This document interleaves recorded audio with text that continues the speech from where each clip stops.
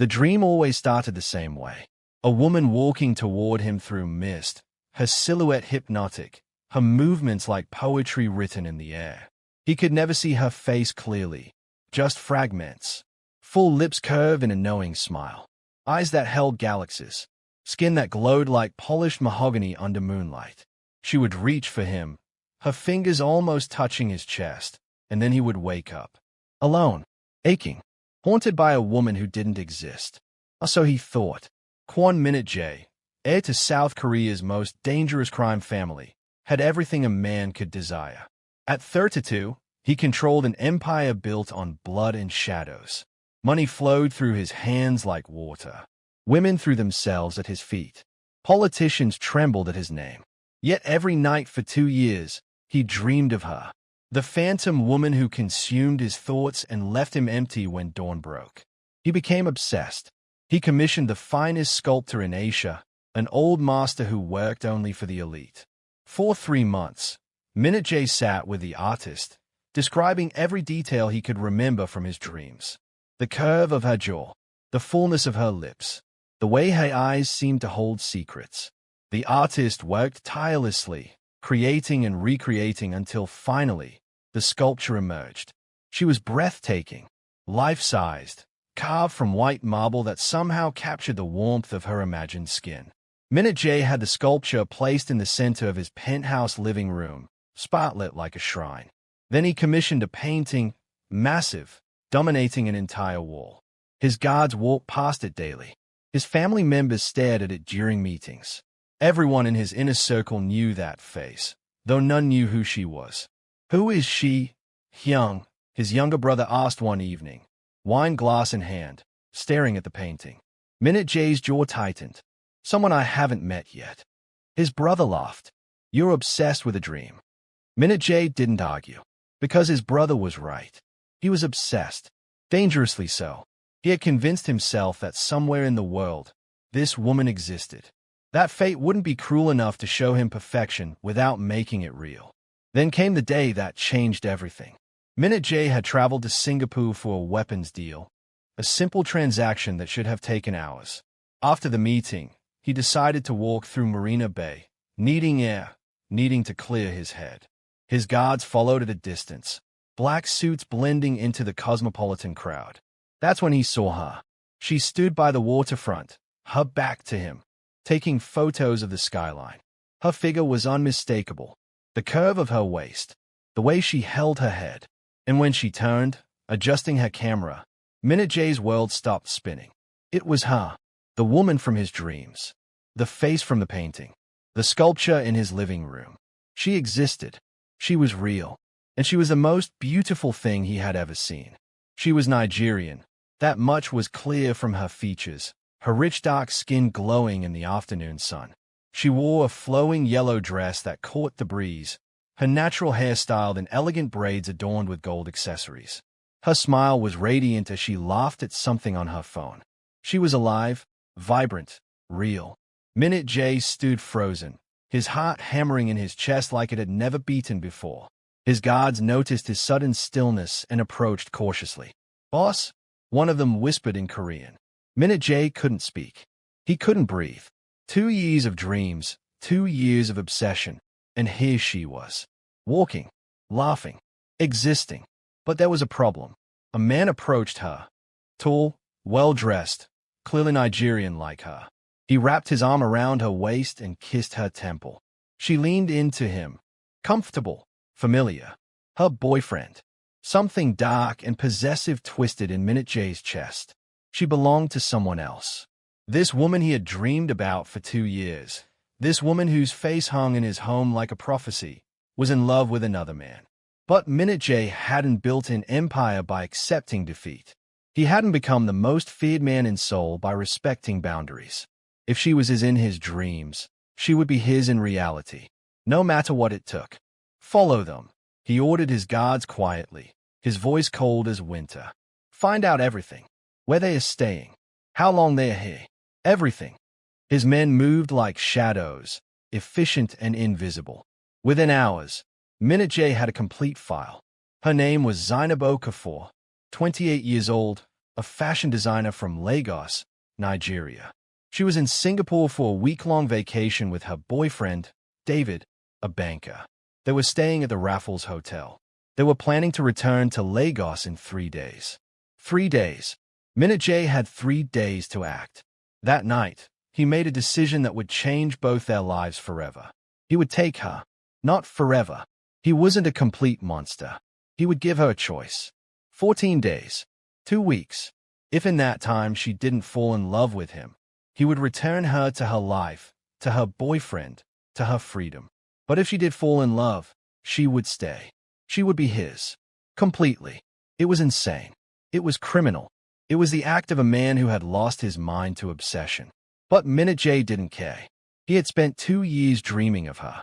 Now that she was real, he would move heaven and hell to make her his. The next evening, Zainab and David left their hotel for dinner at a restaurant near Orchard Road. Min-jae's team had been tracking them all day. As the couple walked back to their hotel through a quieter street, Min-jae's men moved with practiced precision. It happened in seconds. A black van pulled up beside them. 4 men emerged. David was grabbed first, a cloth pressed to his face, his body going limp before he could shout. Zainab screamed, trying to run, but strong hands caught her. She fought, kicking, clawing, her voice piercing the night. "Let me go. David. Somebody help." A cloth covered her mouth and nose, sweet-smelling chemicals flooding her senses. Her vision blurred. Her body went weak. The last thing she saw before darkness claimed her was the Singapore skyline spinning above her, and the last thing she heard was a deep voice speaking in accented English. "Carefully. Don't hurt her." Then nothing. Zainab woke to silk. Her eyes fluttered open slowly, her head pounding, her mouth dry. She was lying in the most luxurious bed she had ever seen, wrapped in sheets that felt like liquid silver. The room around her was enormous, floor-to-ceiling windows revealing a breathtaking view of Seoul's skyline at night. Modern furniture, expensive art on the walls, soft lighting that felt more like a 5-star hotel than a prison. But it was a prison, because when she tried the door, it was locked. Panic seized her throat. She ran to the windows, but they didn't open. She searched for her phone, her purse, anything, but they were gone. Her heart raced as memories crashed back. The street, the van. "David! David!" she screamed, pounding on the door. "Where is David? What did you do to him?" The door opened. Zainab stumbled back, her breath catching. A man entered, and for a moment, she forgot her fear. He was stunning. Tall, lean, with sharp features that looked carved from stone. His black hair was styled perfectly, his suit tailored to perfection. But it was his eyes that held her. Dark, intense, burning with something that made her skin prickle. "Who are you?" Zainab demanded, trying to keep her voice steady. "Where am I? Where is David?" The man closed the door behind him, his movements calm, controlled. "Your boyfriend is safe. He's back in Singapore, probably calling the police right now. You kidnapped me." Her voice rose, anger overtaking fear. "Do you have any idea what you've done? This is insane." "I know." His voice was deep, accented, hypnotic. He stepped closer, and Zainab backed away until she hit the wall. "My name is Min-jae. And yes, I kidnapped you. But I'm not going to hurt you. Not going to hurt me." She laughed bitterly, hysterically. "You drugged me. You took me from my boyfriend. You locked me in this room." Min-jae stopped a few feet from her, his hands in his pockets, his expression unreadable. "I'm going to offer you a deal." "A deal?" Zainab's eyes widened. What kind of psychopath kidnaps someone and then offers them a deal? "The kind who has been dreaming about you for 2 years." The words hung in the air, heavy and impossible. Zainab stared at him, trying to process what he'd just said. "What are you talking about?" Min-jae pulled out his phone, scrolled for a moment, then held it up. On the screen was a photo of a painting. A massive, beautiful painting of a woman. Zainab's breath caught. The woman in the painting looked exactly like her. Same face, same eyes, same lips. It was like looking in a mirror. "How?" She whispered. "How did you get a painting of me?" "I didn't." Min-jae's voice was quiet but intense. I painted you before I met you. 2 years ago, I started having dreams about a woman. Every night, the same face. Your face. I became obsessed. I had artists recreate what I saw. That painting hangs in my home. A sculpture of you sits in my living room. My family knows your face, but they don't know your name. Because until 3 days ago, I thought you were just a dream. Zainab's legs felt weak. This couldn't be real. This had to be some elaborate trick, some insane game. You're lying. I'm not. He stepped closer, and she could see the truth burning in his eyes. I saw you in Singapore. I saw you and I knew. You're her. The woman from my dreams. The woman I've been searching for. That's impossible, she whispered. Dreams don't work like that. This is crazy. You're crazy. Perhaps. He didn't deny it. But here's the deal. 14 days.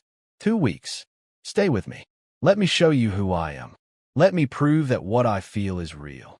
If after 14 days, you don't feel anything, if you still want to go back to your boyfriend, I'll let you go. I'll personally fly you back to Lagos. But if you do fall in love with me, then what? Zainab's voice shook. Min-jae's lips curved into the faintest smile. Then you stay. Forever. Zainab shook her head violently. No, absolutely not.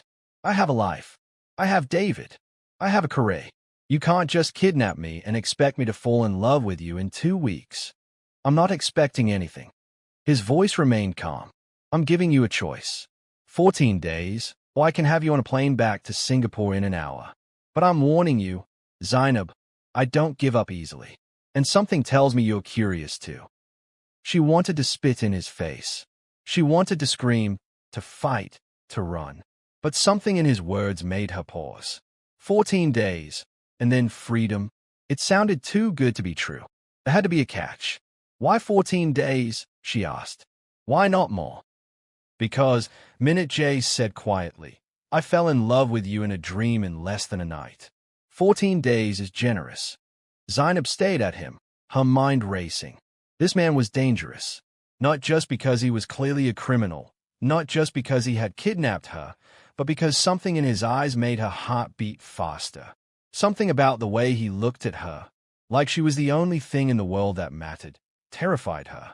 And if I refuse, she whispered, if I demand you take me home right now. Min-jae's expression didn't change. Then I'll keep my word. You'll be home by morning. But you'll never know what could have been. The room fell silent. Zainab's chest heaved as she weighed her options. Every logical part of her brain screamed to run, to escape, to get back to David and her normal life. But a small, treacherous part of her whispered something else. What if? What if this insane man was telling the truth?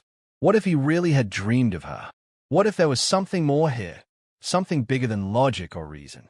14 days, she said finally, her voice barely audible. And then you let me go. No tricks.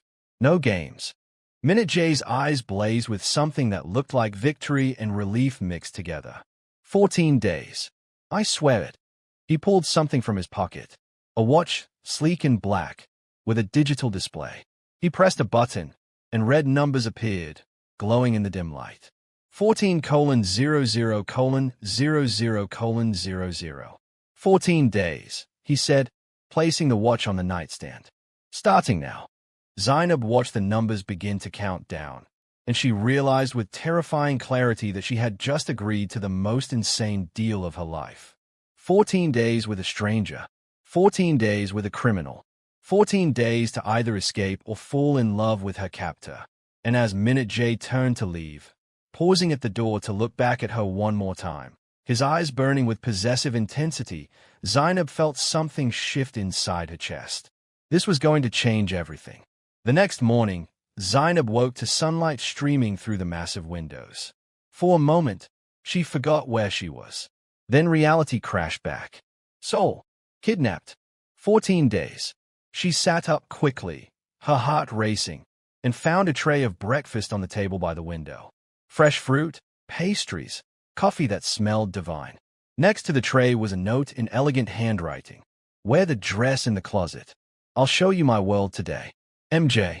Zainab crumpled the note in her fist. His world. She didn't want to see his world. She wanted to go home. But curiosity, that dangerous thing, made her walk to the closet. When she opened it, she gasped. The closet was filled with clothes. Designer dresses, shoes, accessories. Everything in her exact size. How did he know her size? One dress hung at the front, clearly meant for today. It was stunning. Deep emerald green, silk, elegant but not too formal. Zainab hated that she wanted to wear it. She hated that it was beautiful. But what choice did she have? Refuse and sit in yesterday's clothes? She showered, taking her time, trying to gather her thoughts. The bathroom was like something from a luxury spa. Marble everywhere, a rain shower, expensive toiletries. This man, Min-jae, he wasn't just wealthy. He was obscenely rich and dangerous. She couldn't forget that. When she finally emerged, dressed in the green silk that hugged her curves perfectly, her braids styled elegantly, she found Min-jae waiting in the living room. He stood by the massive painting, the one of her face, and when he turned to look at her, something flickered in his eyes that made her breath catch. "You are even more beautiful than I remembered," he said quietly. Zainab lifted her chin, refusing to be charmed. "Where are we going?" "You'll see." He gestured toward the door. "After you." They took a private elevator down to an underground garage filled with luxury cars. Min-jae led her to a sleek black sports car, opened the door for her, and drove them out into the Seoul morning. The city was alive, bustling, beautiful. Despite everything, Zainab found herself fascinated. She had never been to Korea before. Min-jae drove them to a private harbor where a yacht waited, white and gleaming like a floating palace. Zainab's eyes widened despite herself. "We're going on a boat." "Not just a boat." Min-jae smiled slightly. "My boat." The yacht was magnificent. 3 levels, a full crew, luxury everywhere she looked. Min-jae led her to the upper deck where a table was set for 2, overlooking the water. Seoul's skyline stretched behind them, but ahead was open sea. "Why are you doing all this?" Zainab asked as they sailed out into the blue. "The yacht, the clothes, the penthouse. Do you think money will make me fall in love with you?" Min-jae leaned back in his chair, his dark eyes studying her. "No, money means nothing. I'm showing you this because I want you to understand who I am. My world isn't normal, Zainab. It's dangerous, yes, but it's also powerful. And I want you to see all of it before you decide." "Decide what?" "Whether to be with a kidnapper." She laughed bitterly. "You do realize this whole thing is insane, right?" "Completely insane," he agreed. "But tell me something honestly. When you look at me, do you feel nothing?" The question caught her off guard. Zainab wanted to say yes, wanted to tell him she felt nothing but hatred and fear. But she couldn't, because every time his eyes met hers, something sparked, something she didn't want to name. "I have a boyfriend," she said instead. "David loves me. We've been together for 3 years. And do you love him?" Min-jae's voice was quiet but intense. Zainab opened her mouth to say yes, but the word stuck. Did she love David? She cared about him. Yes. He was safe, stable, reliable. But love? The kind of love that burned and consumed and made you forget your own name? "That's not fair," she whispered finally. "Nothing about this is fair." Min-jae stood, moving to the railing. "I dreamed about you for 2 years, Zainab. 2 years of seeing your face every night and waking up alone. Do you know what that's like? To be haunted by someone you've never met." She stood too, moving beside him despite herself. "Dreams aren't real. They're not supposed to be." He turned to face her, and the intensity in his gaze made her knees weak. "But you are. You're standing here. You're real. And everything I felt in those dreams is real too." Zainab's heart hammered. "You can't fall in love with someone you don't know." "Then let me know you." He reached out slowly, giving her time to pull away, and tucked a loose braid behind her ear. 14 days. That's all I'm asking. Let me know you, and let yourself know me." His touch sent electricity through her skin. Zainab stepped back quickly, wrapping her arms around herself. "This isn't a fairy tale. You can't just kidnap someone and expect a happy ending." "I don't expect anything." His voice dropped. I'm just hoping. They stood in silence, the yacht cutting through blue water, soul disappearing behind them. Despite everything, despite the fear and anger and confusion, Zainab felt something dangerous blooming in her chest. Curiosity, interest, and something else she refused to acknowledge. That evening, Min-jae brought her back to the penthouse. The sun was setting, painting Seoul in shades of gold and pink. He led her to the living room, to the sculpture she had seen earlier. Up close, it was even more stunning. The detail was incredible, like the marble could breathe. I sat with the sculptor for months, Min-jae said quietly, standing beside her, describing every detail I could remember from my dreams. Her eyes, her lips, the way she held her head. He created this. Zainab stayed at the sculpture. It was her face. Undeniably her. This is impossible. I know. Min-jae's voice was rough with emotion. But here you are. She turned to him, tears threatening to spill. Why me? Why did you dream about me? I don't know. He reached out, cupping her face gently. But I'm going to spend the next 14 days trying to find out. Day 2 began with Min-jae taking Zainab to his family estate, a massive traditional Korean compound hidden in the mountains outside Seoul. His mother was there, an elegant woman in her 60s who studied Zainab with knowing eyes. So you're the girl from the painting, she said in perfect English, smiling. We've all been wondering when he would find you. Zainab's eyes widened. You've seen the painting. Everyone in the family has. Min-jae's mother laughed softly. My son has been obsessed for 2 years. We thought he was losing his mind. But now I see. You're real. The visit was surreal. Min-jae's family treated her like she belonged there, like she wasn't a kidnapping victim but a welcomed guest. His younger brother showed her around the estate. His sister taught her a traditional Korean card game. They laughed. They teased Min-jae. They made her feel comfortable. That night, back at the penthouse, Zainab confronted him. Your family thinks I'm here willingly. They don't need to know the details. Min-jae poured wine for both of them. The details. She laughed incredulously. You mean the fact that you kidnapped me? Would you rather I tell them? He met her eyes. Would that make you feel better? Zainab fell silent. Truth was, she didn't know what would make her feel better. Because the scariest part of all of this was that she was starting to enjoy it. The attention, the luxury, the way Min-jae looked at her like she was the only woman in the world. Day 3, he took her shopping in Gangnam. Not just any shopping. Private stores opened just for them. Designers bringing their latest collections.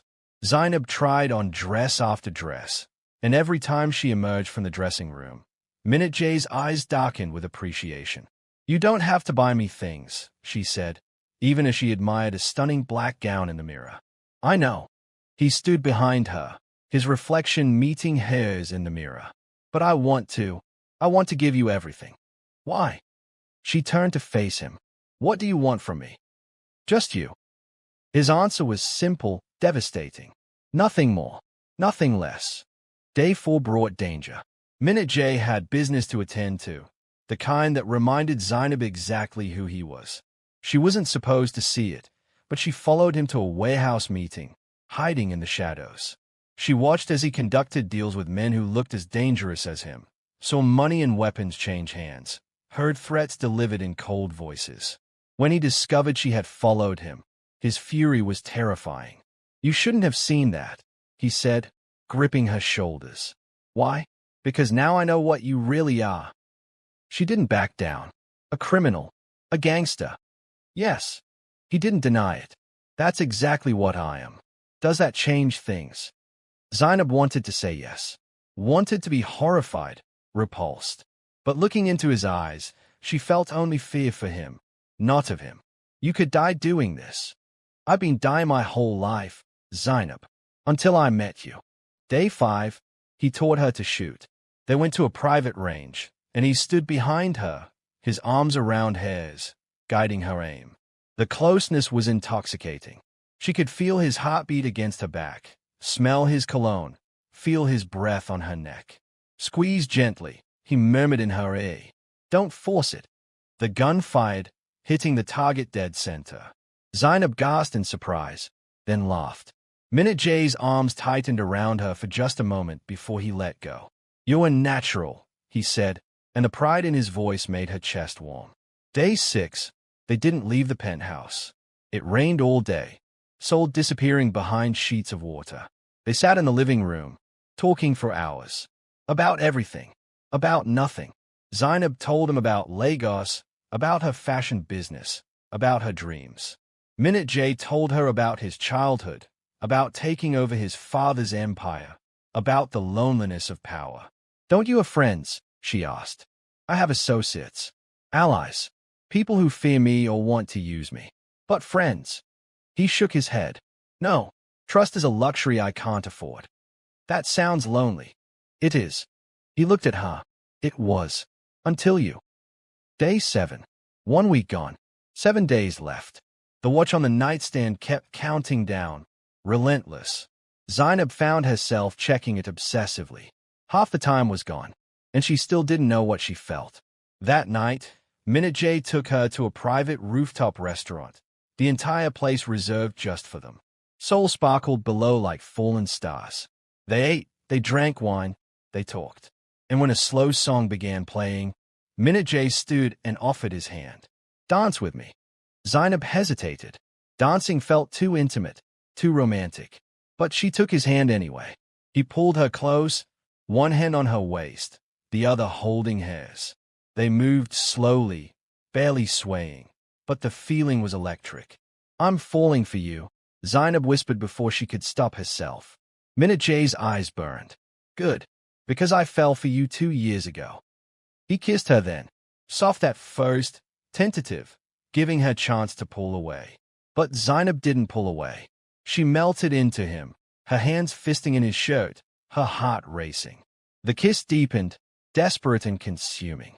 When they finally broke apart, both breathing hard, Zainab knew the truth.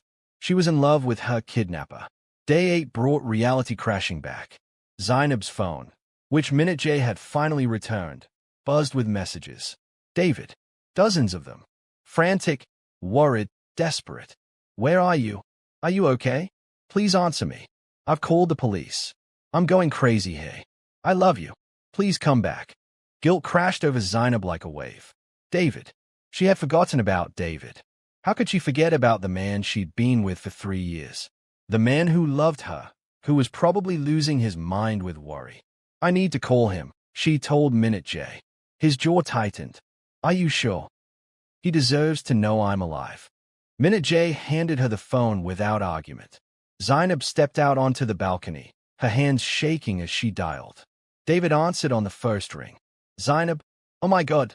Zainab, where are you? Are you okay? Who took you?" "I'm fine," she said quickly. "I'm safe. I'm in Seoul." "Seoul? What are you doing in Seoul? Who took you?" "Baby, I've been out of my mind. The police, they're looking for you. They think." "David, I need you to call off the police." Silence. "Then, what?" "I'm safe. I'm fine. Call off the search." "Zainab, what's going on? This doesn't make sense. Did someone hurt you? Are they making you say this?" Tears streamed down her face. "No, nobody's making me say anything. I need time." "Time?" His voice broke. "Time for what? Babe, come home. Whatever's happening, we'll figure it out together. I love you. Please come home." Zainab closed her eyes, the tears falling faster. "I'll be home soon. I promise. Just give me a little more time."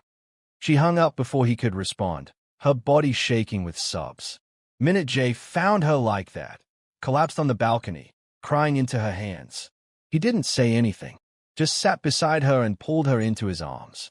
"I'm a horrible person," she whispered against his chest. "No, you're human. I'm falling in love with you, and I have a boyfriend waiting for me. What kind of person does that?" Min-jae tilted her chin up. The kind who's finally listening to her heart instead of her head. Day 9. Zainab woke up in Min-jae's bed. They hadn't had sex, but they had slept in each other's arms, crossing a line she couldn't uncross. His arms were still around her, his breathing steady. She studied his face in the morning light. He looked younger when he slept, less dangerous, almost vulnerable. She was in love with him. The realization was terrifying and exhilarating. She was in love with a man who had kidnapped her, a man who lived in violence and danger, a man who had dreamed her into existence. When he woke and found her watching him, he smiled. "Good morning, beautiful." "Good morning," she whispered back. They spent the day in bed, talking, laughing, kissing. The world outside could wait. For now, there was only this. Only them. Day 10. Min-jae had to leave for business. Dangerous business. Zainab begged him not to go. "It's too risky. Please stay. I have to go." He cupped her face. "But I'll be back. I promise." He left her in the penthouse with guards at every door. Hours passed. Zainab paced, unable to sit still, unable to eat. What if something happened to him? What if he didn't come back? When he finally returned, blood on his shirt, exhaustion in his eyes, Zainab ran to him. She threw her arms around him, not caring about the blood, just needing to feel that he was alive. "I'm okay," he murmured into her hair. "I'm okay. Don't do that again," she sobbed. "Don't leave me like that. I'm sorry. I'm so sorry." That night, they made love. Slow, intense, desperate. Zainab gave herself to him completely. And when he whispered "I love you" against her skin, she whispered it back. "I love you too." Day 11. 4 days left. Zainab stayed at the watch, watching the numbers count down. 4 days until she had to decide. Go back to Lagos, to David, to her old life. Or stay here with Min-jae, in his dangerous world, loving a man who had kidnapped her. "What if I want to stay?" she asked him that evening. Min-jae's eyes blazed. "Then stay." "But what about David? My life in Lagos. My business." "Bring your business, hey. Or don't. I'll support whatever you want to do. As for David..." Min-jae's jaw tightened. "That's your choice to make." Day 12. Zainab called David again. This time, she told him the truth. Not all of it, but enough. "I've met someone," she said quietly. The silence on the other end was deafening. "Then, you've met someone? In less than 2 weeks, you've met someone. I know how it sounds. Do you?" His voice broke. "Because it sounds like you're throwing away 3 years for some guy you barely know." "It's not like that." "Then what is it like, Zainab? Explain it to me. Make me understand how the woman I love, the woman I was going to propose to, suddenly doesn't want me anymore." Tears streamed down her face. "I'm sorry. I'm so sorry." "Is that all you have to say? Sorry. What else can I say?" "That you'll come home. That you'll remember who we are together. That you'll fight for us." Zainab closed her eyes. "I can't." David hung up. The silence that followed was louder than any scream. Day 13. 1 day left. Tomorrow, Zainab would have to decide. Tomorrow, the 14 days would end.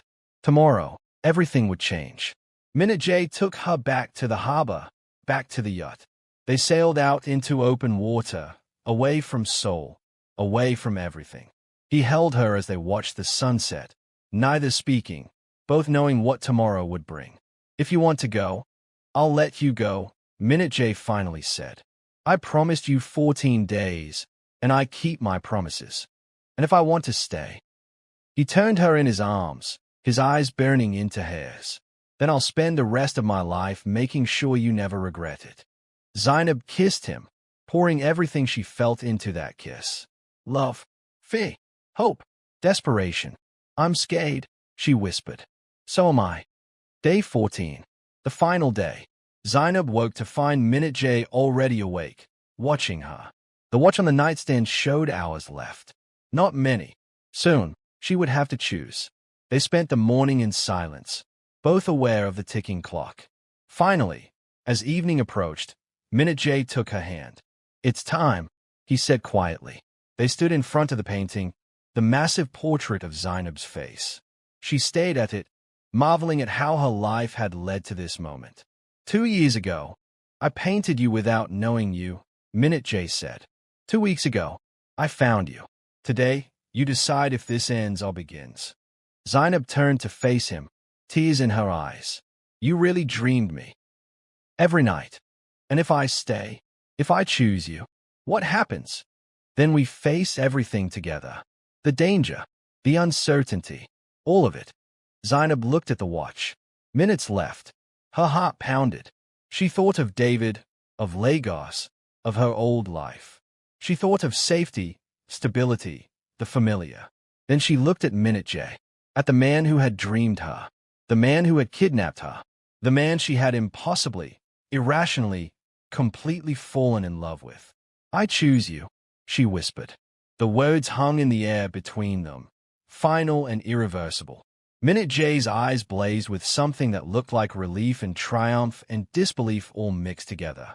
He pulled her into his arms, holding her so tight she could barely breathe. "Say it again," he demanded, his voice rough with emotion. "I choose you." Zainab's tears fell freely now. "I don't know if this is crazy or fate or both, but I choose you." Min-jae kissed her then, deep and desperate, like a man who had been drowning and finally found air.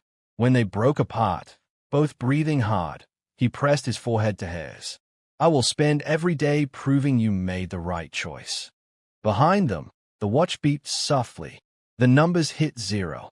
00:00:00:00.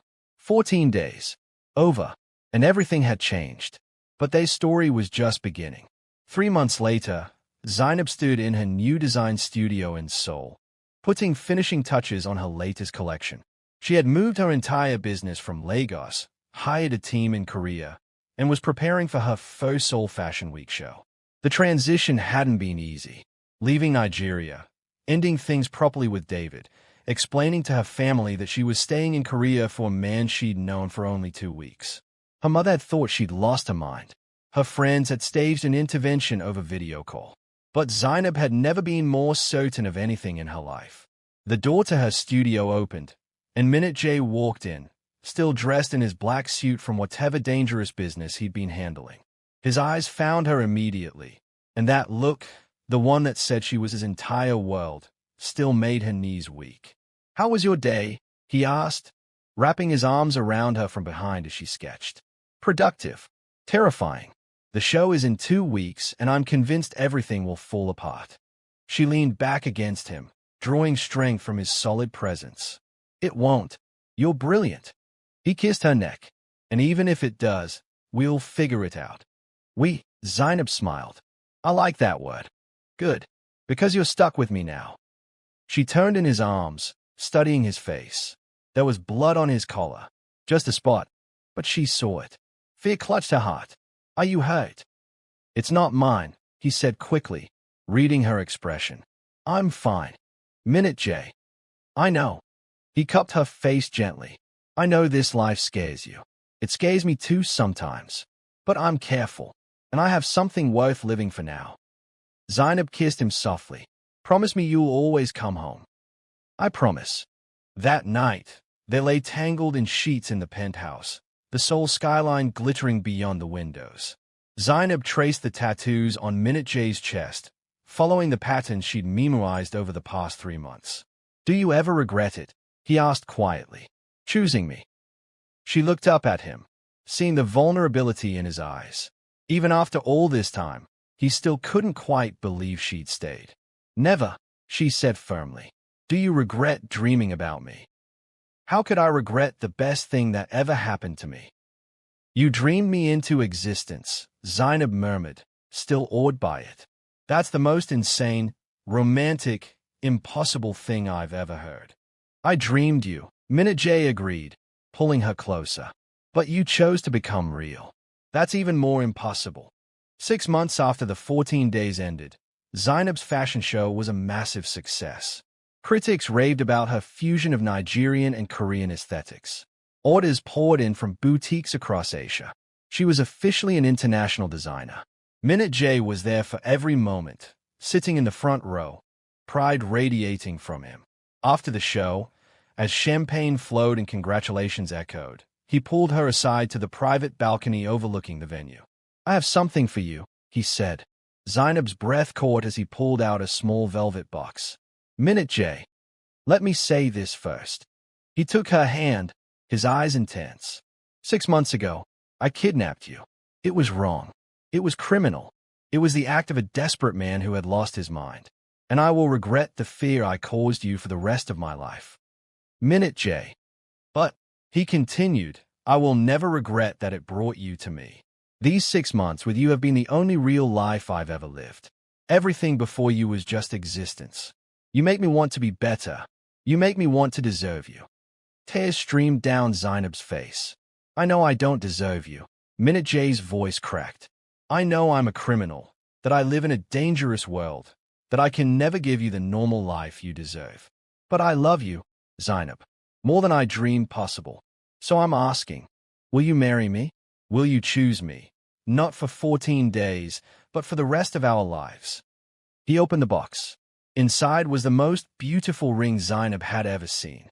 A large diamond surrounded by emeralds, designed to look like a flower. Nigerian and Korean aesthetics merged into something uniquely theirs. Yes, Zainab sobbed. Yes, yes, yes. Min-jae slipped the ring onto her finger, then pulled her into a kiss that tasted like champagne and tears and promises. When they broke apart, he pressed his forehead to hers. I dreamed you, he whispered. And I chose you, she whispered back. 1 year after the 14 days, they married in a private ceremony at his family estate. 1 year after the 14 days, they married in a private ceremony at his family estate. It was small, intimate, just close family and friends. Zainab wore a dress she designed herself, white silk with gold Nigerian embroidery and Korean-inspired sleeves.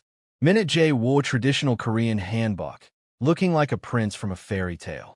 As they exchanged vows under cherry blossom trees, Zainab thought about everything that had led to this moment. The kidnapping, the fate, the impossible choice, the way love had bloomed in the strangest, most unlikely circumstances.